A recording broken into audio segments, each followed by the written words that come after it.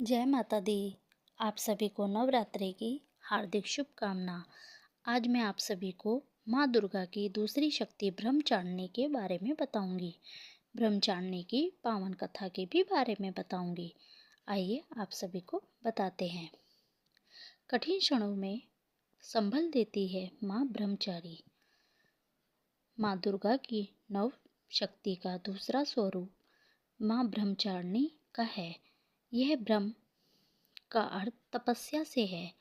माँ दुर्गा का यह स्वरूप भक्तों और सिद्धों को अनंत फल देने वाला है।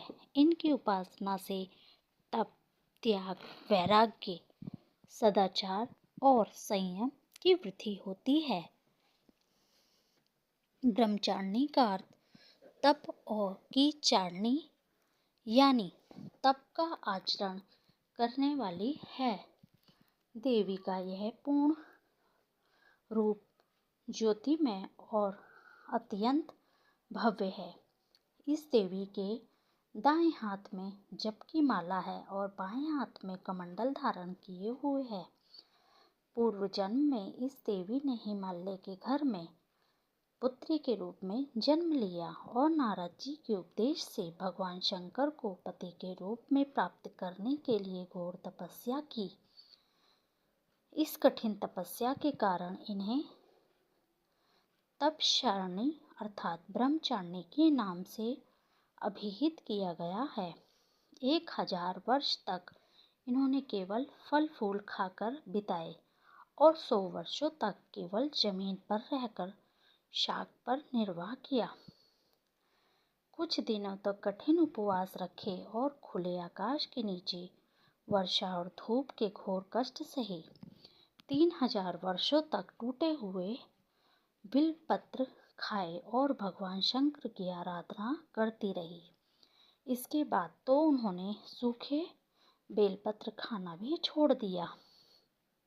कई हजार वर्षों तक निर्जल और निराहार की तपस्या करती रही। पत्तों को खाना छोड़ देने के कारण ही इनका नाम अर्पणा नाम भी पड़ा।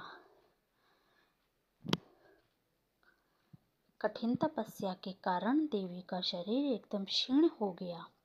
देवता, ऋषि, सिद्धगण, मुनि सभी ने ब्रह्मचारिणी के पुण्य कथ्य बताया, सराहना की और कहा, हे देवी, आज तक किसी ने इतनी घोर तपस्या नहीं की।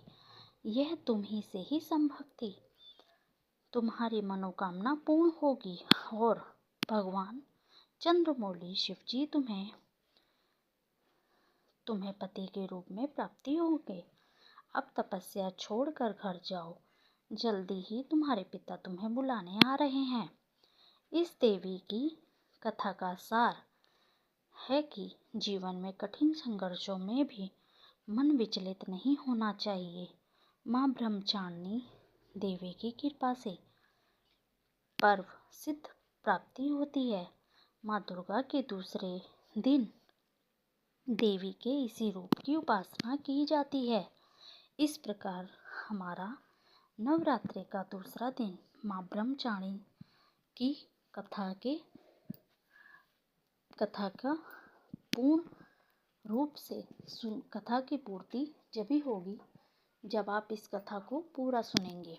इस प्रकार आपको दूसरे नवरात्रि के दिन माँ ब्रह्मचारिणी की कथा पूरी जरूर सुननी चाहिए।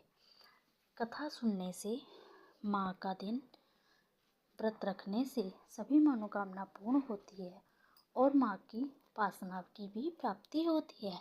आप सभी को दूसरे नवरात्रि की माँ ब्रह्मचारिणी की हार्दिक बधाई और शुभकामनाएं हो।